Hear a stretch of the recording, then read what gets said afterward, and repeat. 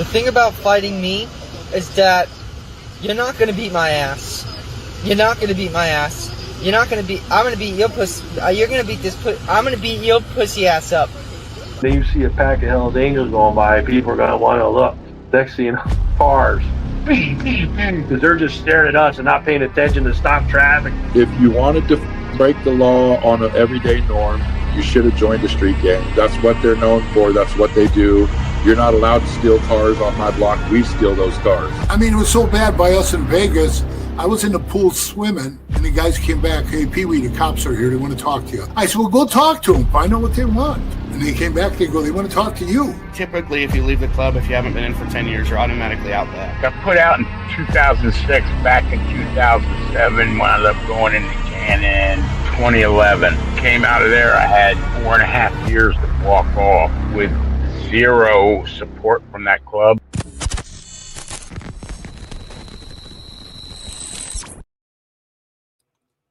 Welcome to this episode of Chatting with Stacks. I'm your host, Bill Stacks, and today we got a lot to talk about. There's a whole lot of things going on.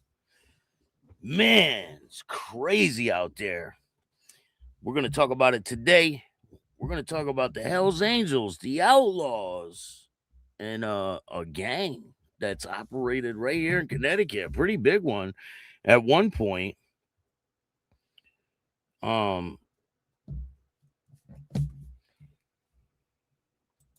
So before we get started, make sure you hit the like button, subscribe, hit the notification bell so you can get my videos every time they drop.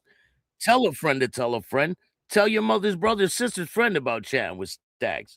The dopest motorcycle content on YouTube. Thank you all for joining this show. I appreciate all you guys taking the time. So I can't tell you to go to Patreon because Patreon, I don't know what happened. It's gone. My whole Patreon channel is gone. So I'm working on getting that back right now. So hopefully I'll get it back soon. But if you want exclusive content, join the membership and you'll get it. I'm trying to get the Patreon up and running again. But until then, you can join Rumble. On Rumble, it's called Stacks TV. I'm on a bunch of different platforms. Spotify, and hopefully I'll get the Patreon back up and running soon. But we got a ton of things to talk about. The first thing we're going to talk about is a situation that just happened in my town. This is a wild situation. So listen to this one. So this guy says Bristol man charged with slashing a bystander who intervened at a park assault. So this is out of Bristol, Connecticut. A man was arrested Wednesday after police say he slashed a bystander with a box cutter when he tried to stop an assault at Brackett Park. Bristol police were called to the park around 5:49 p.m. after someone reported a fight in progress. The caller said one person may have been armed with a knife. When officers arrived, they found two men actively fighting. Officers stepped in and secured the scene. Police said that Joseph Coop, 62 of Bristol, was the primary suspect. Investigators believe Coop had been assaulting a woman in the park when a bystander, Eric Redmond, stepped in to stop the assault and help the victim. That's when Coop became irritated and aggressively attacked Redmond using a box cutter and slashed him across the chest. According to police, Redmond was taken to a local area hospital with injuries believed to be non-life-threatening. Coop was arrested without further incident and has been charged with assault in the first degree, breach of peace, second-degree reckless endangerment in the first degree, or reckless endangerment in the first degree. Breach of peace in the second degree. He's being held on a $100,000 bond. The woman involved with the initial assault left before police arrived, and she has not been identified, and they're looking to find her to make sure she's safe. So this is a pretty wild story. There's a lot of crazy things going on out there. If you guys remember the crazy situation that happened in Indiana, Pikes Pub, right? You remember the viral video that happened out of Pikes Pub. So Pikes Pub has went up in flames. The bar where that viral video was taken has gone up in flames. Pretty wild situation. And it's believed that this it's suspicious. An investigation is underway after a fire starts at Pipe Pub bar where alleged outlaws beating took place in 2025. Fort Wayne, Indiana. A fire broke out at Pipes Pub, located in Fort Wayne city limits at the 7500 block of Winchester Road on Wednesday evening. When crews arrived, they responded they found a fire towards the rear of the building. The bar was open at the time, and it was ultimately evacuated, according to a spokesman. Southwest Allen Fire Protection District took about an hour to get the flames under control. The cause of the fire is still under investigation. Southwest fire officials confirmed Thursday that no one had been hurt. Pikes Pub made national news when a group of Outlaw Motorcycle Club members allegedly beat a black man back in May 2025. The defendant in the case is still going through the judicial process. You guys remember that? These 5 guys were, they're still being charged. I believe trial for them is going to be happening, and it's all lumped in together. They're all going to trial together. So, I mean, that's a wild situation in itself. We're going to be following that, and I will bring you guys more information as it becomes available. Now, the case that we're here for, we'll get to that in a minute, but we got other things to talk about. So I got a video for you guys. A man was killed in a motorcycle crash outside of Hartford. Let me see here. You just wait for this article or this commercials, and I'll play it for you guys. Hey, Larry, what's up, man? How are you? Joel, what's going on? Have an amazing day. It's beautiful outside. A lot of people are enjoying outside. It is really nice.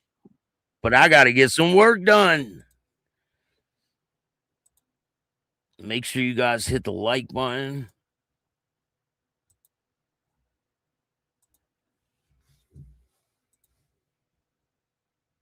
Just into our newsroom, the Ohio County Coroner's Office says a person was killed late last night in a motorcycle crash. Authorities say at 11 o'clock on Wednesday night, crews were sent out to the crash on State Road 69 just outside of Hartford. They say that it looks like the motorcyclist there failed to go around a curve and crashed, and officials say 43-year-old William Freeman of Hartford was killed. The coroner says at this point, the investigation into Freeman's death is still ongoing. See, like people with probably not enough experience riding, right? I mean, the guy probably doesn't have enough experience riding, and he ends up crashing, and now his life is over. So in other news, there's another crash. Let's see here. Cape Coral family in a truck hit by a motorcycle accused of fleeing traffic stop. This is out of Florida. So a man was arrested after being accused of hitting 2 cars while fleeing a traffic stop in Cape Coral. Rami Hools said he was about to cross Country Club Boulevard near Veterans Parkway with his 2 sons in his F-150 when a motorcyclist slammed into his truck just before 10 a.m.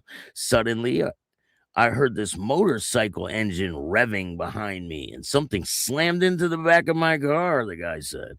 The guy goes flying up my window, and like a spider monkey, the man said. Hewells said that he saw a Cape Coral police officer running towards the driver. He said, "I'm looking out the window when I see a cop wrestling the guy. I was really worried about the car. I was actually more concerned with that," he said. "I don't know this guy's fighting." The motorcyclist was identified as Shane Bumgarner. His name's Shane Bumgarner, 37, of Cape Coral, said an officer tried to pull Bumgarner over after he noticed he had no tag on the back of his motorcycle. He could see that the driver of the motorcycle actually turned over his shoulder and looked and saw that he was there. And then he started revving his engine. So the officer actually got out of the vehicle and watched as the guy ended up sideswiping a vehicle, crashing into another vehicle. In a photo taken by Hewells, you can see the glass from his father's F-150 tail light in the road. Both police and Hewells said it was not only glass on the ground. "I looked down and it looked like an M pipe." What? So the dude dropped his stabs. He said, "I'm pretty sure that's actually a cop," and said, "Hey, watch out. Don't stand on that." Bumgarner was arrested and faces charges of fleeing, possession of drug paraphernalia, no endorsement, no registration, driving on a suspended license. He was taken to the hospital with minor injuries. Let me see if I get a picture for you guys. This guy looks like a real gem, too.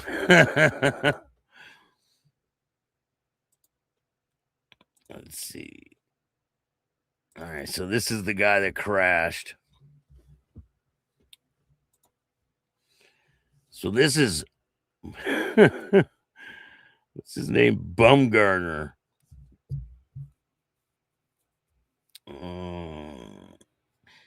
The man said him and his two sons in the car at the time of the crash are doing fine, despite some minor neck pain, he said. Of course, right? The father said he's okay and glad the Cape Coral police took action. "It's upsetting to get your car hit. I really don't care too much," Hewells said. "It's something that we'll just have to deal with. But more so, getting people like that out of where my kids are hanging out is really important to me," the man said. I mean, this guy, he's revving his engine. He looks back at the cops and then crashes into two parked cars or two cars that are in the road. Just crazy. So this man has been arrested. This is the founder of the Los Salitos. That is a huge street gang here in Connecticut. It says founder of Hartford's Los Salitos street gang charged in deadly saloon robbery. Lawrence Bavivis, 66, is charged in connection with a deadly saloon robbery. The victim was identified as 50-year-old Paulie Kunwar. Suspect is charged with first-degree homicide, first-degree robbery. He's identified from being from Connecticut. This happened in Central Falls, Rhode Island. The suspect identified as the founder of the Hartford-based Los Salitos gang, established in the early 1990s, and tied to organized crime and violent activity. The Los Salitos were a force to be reckoned with in the 90s. I know there's still members out there. I know a lot of people who were with that organization. The street gang that I was associated with were cousins with the Los Salitos. So he got arrested for first-degree murder and a robbery. So the suspect was located at a motel in North Attleboro, Massachusetts.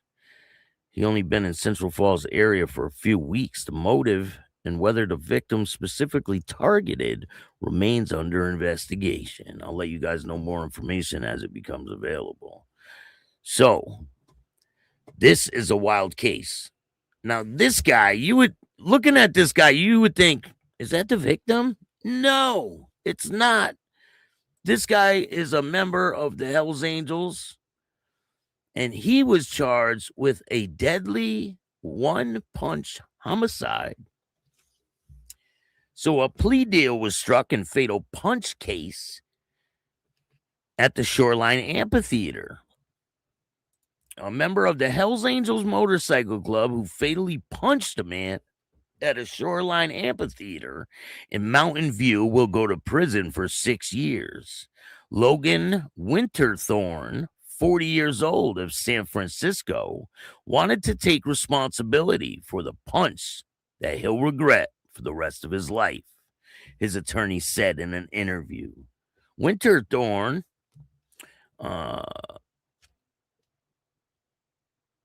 admitted on March 25th to assault and voluntary manslaughter, down from the murder charge he originally faced. I think it's Winterton. He was one of 5 Hells Angels arrested that night of violence at the Chris Stapleton concert in June 18, 2022. Winterton punched Juan Gonzalez, 41, of Bakersfield, after Gonzalez allegedly touched the shoulder of another Hells Angels member's girlfriend. Gonzalez fell to the ground and was taken off life support 11 days later, leaving behind a wife, 2 sons, and 3 stepsons. The judge said he told the lawyers on April 2023 that getting a murder conviction on a one-punch case can be difficult. It will be critical to determine, was the punch so hard that the skull fractured, or was it the fall afterwards? Winterton hired a private investigator to track down 2 security guards and a concession worker who saw the punch. All 3 witnesses said Winterton punched Gonzalez on the right side of his face, contradicting what detectives said in a police report. They said that he punched him in the back of the head. His head hit the pavement, and that's what killed him. It's sad to say, Winterton's attorney said, it wasn't anything Winterton was aware of. When he learned the altercation at Shoreline resulted in the death of another human being, he felt awful about it. He conferred with a priest and then talked with his family. This was a terrible incident. They agreed to release Mr. Winterton on a $500,000 bail in December of 2023 and banned him from contacting other Hells Angels. The judge dismissed the charge that Winterton was acting on behalf of a criminal gang, because they were trying to put that in there, that he was acting on behalf of the Hells Angels. So the Hells Angels member Raymond Cunanan, 45, and Dominic Gardado, 36, of San Francisco, are accused of threatening ongoers who saw the punch. I guess they were all there. They all got arrested. The district attorney signed the plea deals with them on March 25th to end their cases with credit for time served. 85 days for Cunanan and 1 day for Gordado. Record show. And none of them returned for a comment about the plea deals. They ordered the Mountain View Police Department return a long list of Hells Angel gear seized from Gordado: jackets, stickers, hats, patches, rings, belt buckles, medallions, photo albums, and more. As part of the plea deal, Winterton can contact the Hells Angels again. He will be sentenced to prison on August 5th. Winterton was a military veteran who served in Afghanistan and Iraq and now works as a property manager. He's not a perfect angel, but he's an upstanding citizen who represented and loves many people, his lawyer said.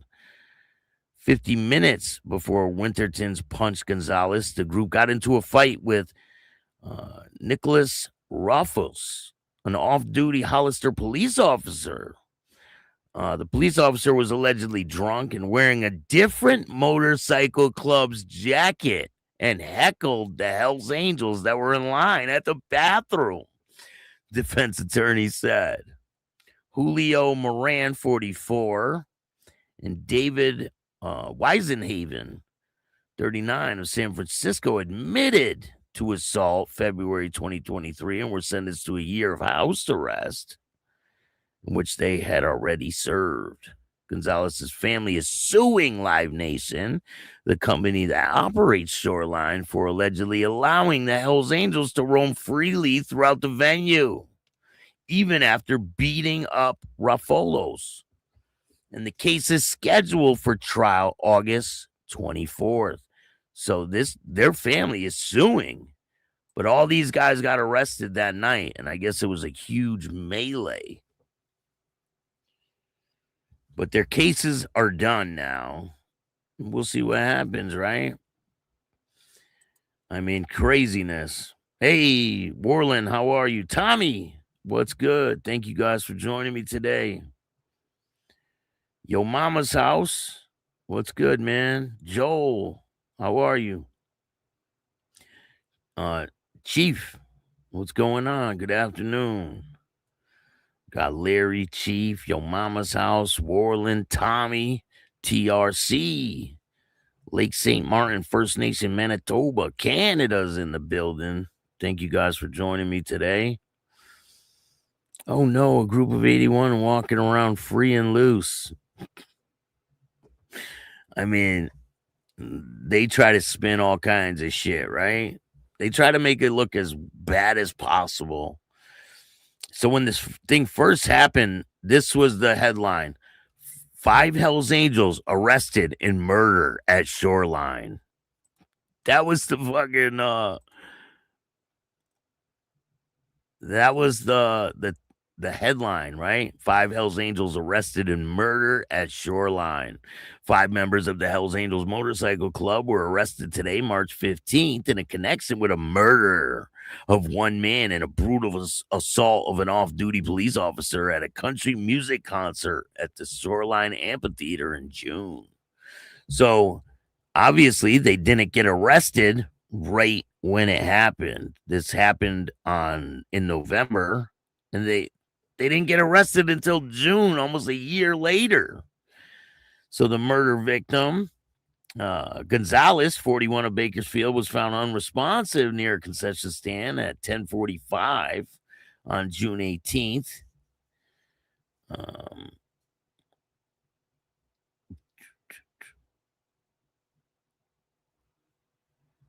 Oh, no, it wasn't a year later. June, July, August, September, October, November, about 6 months later. This was at a Chris Stapleton concert, and he died of blunt force trauma in the head 11 days later. So, I mean, you guys know this type of stuff happens where people punch someone in the head, they fall down, hit their head, and they pass away. It's like a freak accident. It happens all the time. I have a friend that did that to someone, and he ended up spending a long time in prison, like 15 years for manslaughter, just for one punch, hitting someone one time. He just hit him just right, and the dude fell, hit his head on a curb, and he had to serve his time. I mean, it's pretty bad. But they made it seem like, oh, five members arrested for murder, when it wasn't that. Like, they didn't go out and deliberately try to go murder this guy. It was nothing like that. So it says that the off-duty police officer, it sounds like the officer was kind of taunting these guys. He had a rival, I don't know if it was a rival club, but it says that he was wearing a motorcycle club jacket as well. and he was heckling these guys as they walked by the restroom. It says he was assaulted by a group of men near the collection of portable restrooms before they walked away from the area. Detectives found all parties knew each other and were connected to the Hells Angels. A 5-month investigation ensued. 14 agencies, including the FBI, the ATF, the Help the Mountain Police Department. Warrants were served at homes of the suspects. At the Hells Angels clubhouse in San Francisco, one of the suspects, Logan Winterton, 37 of San Francisco, was arrested for murder.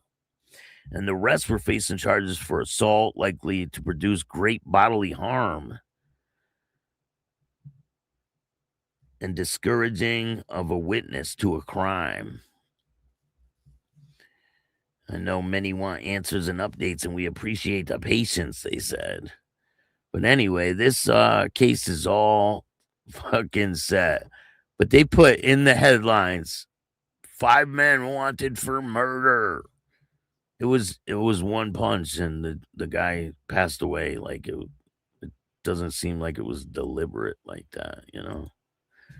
I mean, things like that happen. But he doesn't even look like a bad guy, does he?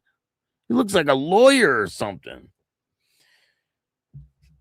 I mean, I don't think any of these guys look like bad guys. Couple look a little rough around the edges, but hey, takes all kinds to make the world go round, right?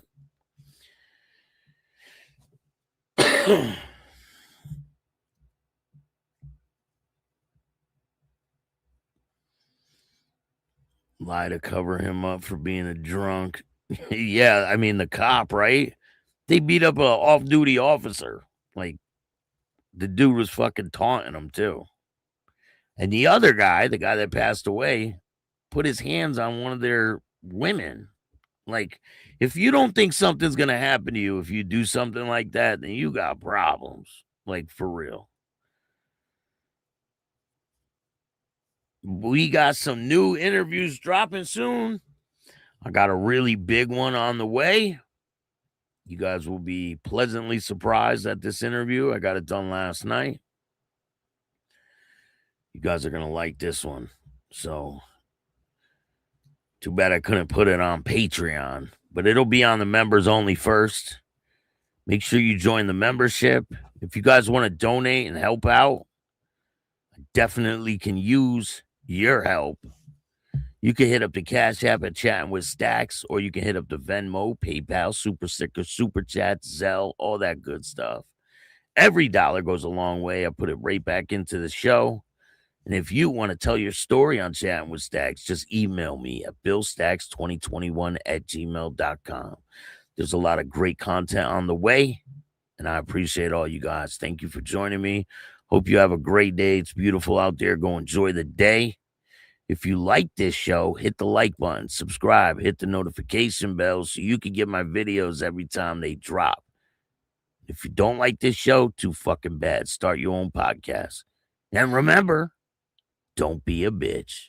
And all new at 5, a major organized crime bust. 23 people under arrest now accused of stealing guns and cash. Today, police revealed 4 organized crime groups are wreaking havoc. From aggravated robbery to kidnapping, burglary, and more. Let's take a look at this. New pictures from court documents in this case. These are a few of the people who have been charged. And investigators say the money, tens of thousands of dollars, is all stolen.